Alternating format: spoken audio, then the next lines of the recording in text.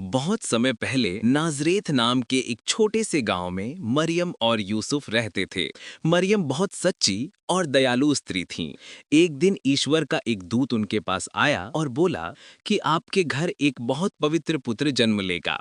उसे दुनिया में प्रेम, शांति और क्षमा का संदेश फैलाने के लिए भेजा जाएगा। उसका नाम यीशु रखना। मरियम ने उस बात पर विश्वास किया और विनम्रता से सिर झुका लिया। कुछ महीने बाद जब यीशु का जन्म होने का समय आया, मरियम और यूसुफ को बैतलहम जाना पड़ा। उस शहर में बहुत भीड़ थी। उन्हें रहने के लिए कोई घर, कोई कमरा नहीं मिला। आखिरकार उन्हें एक छोटी सी गौशाला में जगह मिली, जहां गायें और भेड़ें रहती थीं। वहीं रात के समय यीशु का जन्म हुआ। मरियम ने उन्हें साफ कपड़ों में लपेटा और पास रखी एक चरनी में सुला दिया। जन्म बहुत साधारण था, लेकिन उसमें प्रेम और शांति की चमक थी।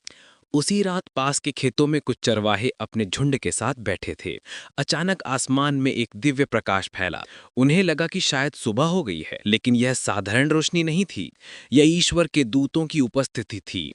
दूतों ने चरवाहों से कहा कि आज दुनिया में एक उद्धारकर्ता जन्मा है। वह प्रेम और दया का मार्ग दिखाएगा। चरवाहे तुरंत गौशाला की ओर चले और वहां उन्होंने छोटे यीशु को देखा। उसके चेहरे पर शांति थी, जैसे पूरा संसार उसी में समाया हुआ हो।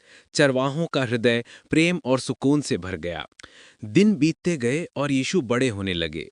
वे बहुत शांति से बातें करते, सभी से प्रेम से मिलते और हर किसी की मदद करने को तैयार रहते। वे कभी किसी को दुखी नहीं देख सकते थे। वे दूसरों को समझते और हमेशा सच्चाई और भलाई की राह दिखाते। जब वे लगभग 12 साल के थे, तो एक बार मंदिर में विद्वान लोग धर्म और ईश्वर पर चर्चा कर रहे थे। यीशु भी वहां बैठकर बातें करने लगे।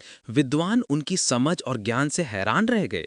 उन्हें लगा कि यह बच्चा सामान्य नहीं है, उसमें कुछ ऐसा प्रकाश है जो सीधे ईश्वर से आता है। यीशु के बचपन में कोई बड़े महल, बड़े वस्त्र या बड़े उत्सव नहीं थे।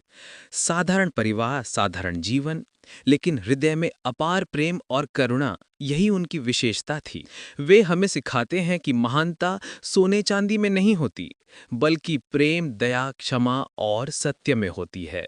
इस कहानी से हम सीखते हैं कि हमें सबके साथ प्यार से बात करनी चाहिए, कमजोरों की मदद करनी चाहिए और मन में ईश्वर के लिए शुद्ध भाव रखना चाहिए। जो दिल से अच्छा होता है, वही वास्तव में महान होता है।